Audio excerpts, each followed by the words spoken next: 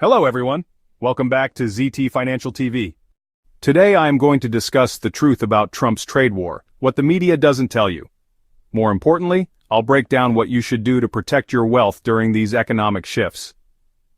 Many people think Donald Trump is unpredictable, even chaotic, especially in his interactions with allies and his presence on X, formerly Twitter, and Truth Social. His bold and controversial posts often make people laugh or dismiss him as reckless. But behind his unfiltered communication style, there is a calculated strategy. Trump is, first and foremost, a U.S. president with a strong personality and an unpredictable nature. While he may appear impulsive, his messages are not entirely random.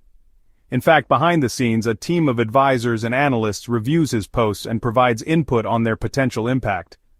Trump's personal instincts and desire for revenge play a big role in his decision-making. During his first term, many world leaders, including U.S. allies, did not welcome his approach to diplomacy. This time around he seems to be taking a more strategic stance, stepping back when necessary while still keeping his hardline positions and perhaps seeking revenge. What we see from media coverage about Trump is just part of the story. His public distractions, such as his fiery rhetoric and media battles, serve a purpose. While the public focuses on his tweets and statements, he is executing a well-calculated plan. President Donald Trump has often expressed his admiration for tariffs, referring to them as the most beautiful word in the dictionary.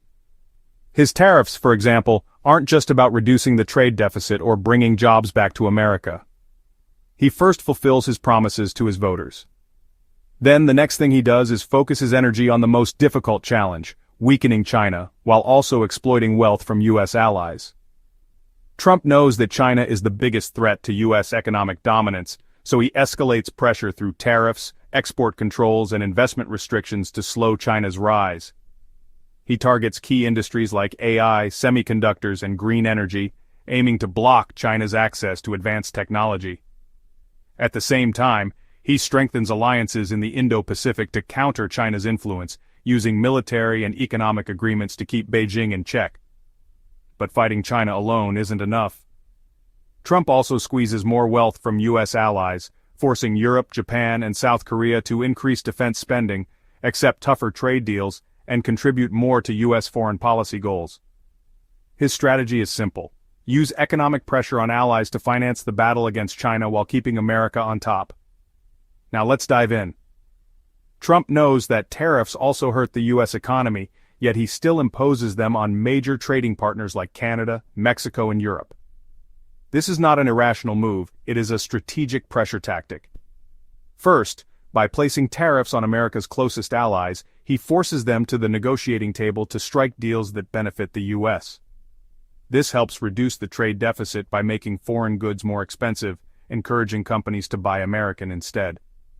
It also pushes businesses to bring back factories and jobs to the U.S., strengthening domestic manufacturing and boosting employment. His goal is to create leverage, using economic pressure to extract concessions on trade, security, and industry.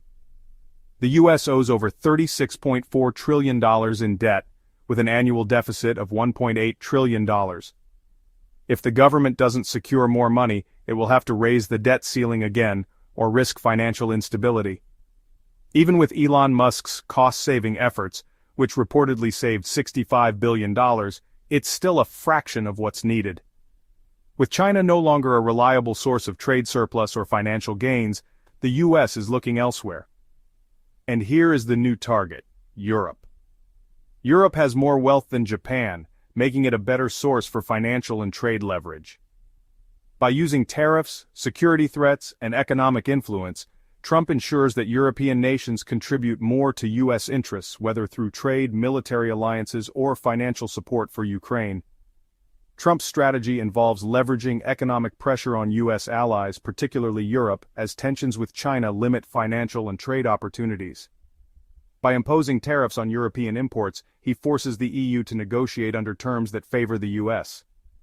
In February 2025, Trump announced a 25% tariff on EU goods, claiming the EU was formed to screw the United States. This move pressures Europe into dependency on trade deals dictated by Washington. At the same time, Trump is pushing NATO allies to increase defense spending, shifting financial responsibility away from the US.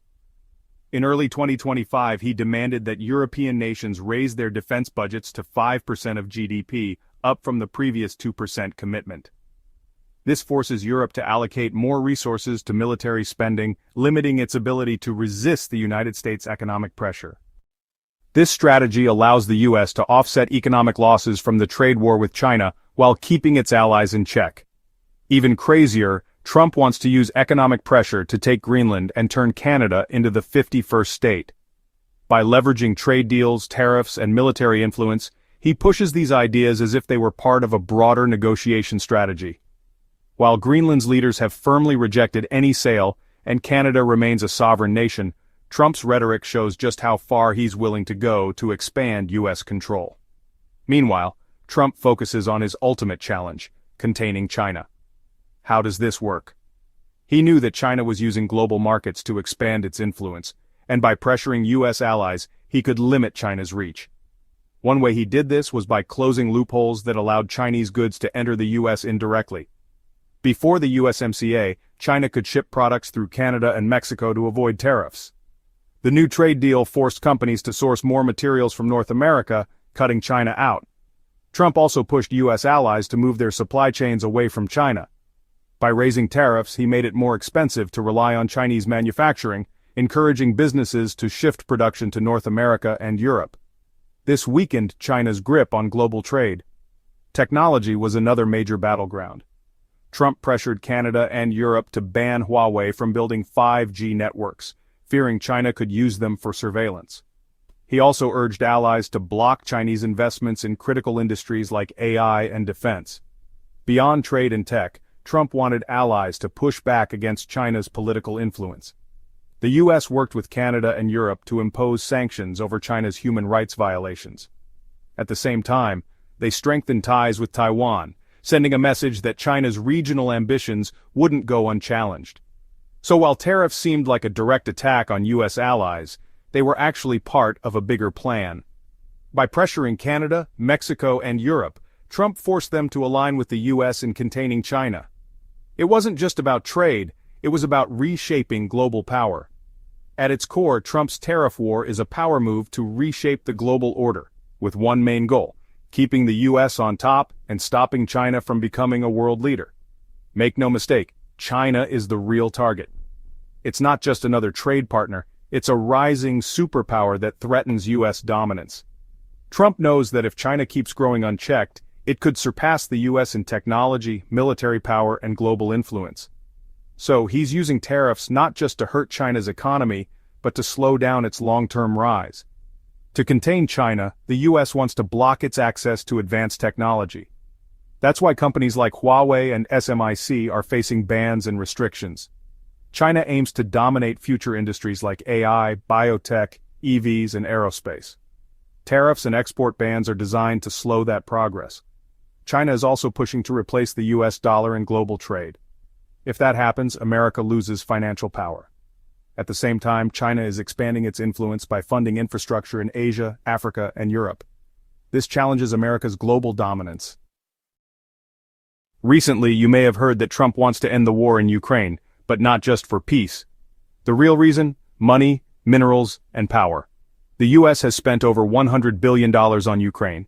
Some reports even suggest the total could be as high as $500 billion when including undocumented funds and interest. Trump claimed the U.S. sent $350 billion to Ukraine, but Ukraine's president stated they received only about $150 billion. Trump rounded it up to $350 billion, and with interest it supposedly became $500 billion. That's a massive discrepancy, raising serious questions about where the money actually went. If true, it's not just a loss for the U.S., but a ripoff for Ukraine as well. Trump wants that money back. Here you go. Ukraine has rare earth minerals worth over $11 trillion. These minerals are critical for AI, semiconductors, and defense tech. To prepare for a trade war with China, the U.S. needs to secure Ukraine's rare earth resources. Why? Because China controls 90% of the global rare earth supply. If China stops exporting to the U.S., America will need an alternative: Ukraine. However, replacing China as a rare earth source isn't that simple. We'll dive deeper into this topic in another video. As we know, the US is not the only player in this game. Europe has also sent over $100 billion to Ukraine, and they want a share of the minerals too. However, Trump is shutting them out of the deal. His message to Europe: you want access to shared minerals with me? Then I put tariffs on you. By doing this, Trump gains negotiating power, forcing Europe to agree on Ukraine war policies and ensuring they have to listen to him. This gives Trump even more leverage to pressure the European Union into trade negotiations that favor the US. It's a classic Trump strategy: apply economic pressure to get what he wants on both trade and foreign policy. So, we do not know who will win, the US or China, but these tariffs are not going away anytime soon, and they will continue to impact global markets. What do you think? Is Trump playing chess? And will he win? Or will the US economy suffer, allowing China to replace the US? Let me know your thoughts in the comments. So what should we do? During this tariff war, the best strategy depends on whether you're an investor, business owner, or consumer. If you're an investor, tariffs create both risks and opportunities. Watch commodity prices. Tariffs can drive up the cost of materials like steel and aluminum, making them profitable investments. Look at domestic manufacturers. Companies producing in the US may gain a competitive edge as imports become more expensive. Be aware of retaliatory tariffs. Countries like China and the EU may respond with their own tariffs, which could hurt US agriculture and automobile industries. Consider hedging with gold or energy stocks. Uncertainty often pushes investors towards safe haven assets. If you run a business, supply chains will be affected, so it's crucial to adapt. Source locally. If you rely on imports, look for domestic suppliers to avoid higher costs. Negotiate with suppliers. Some companies are willing to share the tariff burden to keep customers. Adjust pricing strategically instead of raising all prices. Shift costs to selected products to stay competitive. If you're a consumer, expect higher prices on imported goods. Buy essentials before tariffs take effect. Electronics, cars, and household goods could see price hikes. Look for domestic alternatives. US-made products may become more affordable compared to tariffed imports. Watch for discounts. Retailers might overstock before tariffs hit, leading to short-term sales. Tariffs create winners and losers. The key is to position yourself on the right side. Whether investing, running a business, or managing personal finances, staying informed and adapting quickly is the best way to navigate this period. This is not financial advice to buy or sell, just my opinion for entertainment purposes only. Thank you for listening. Please like, share, and subscribe if you enjoyed this video, and I will see you in the next one.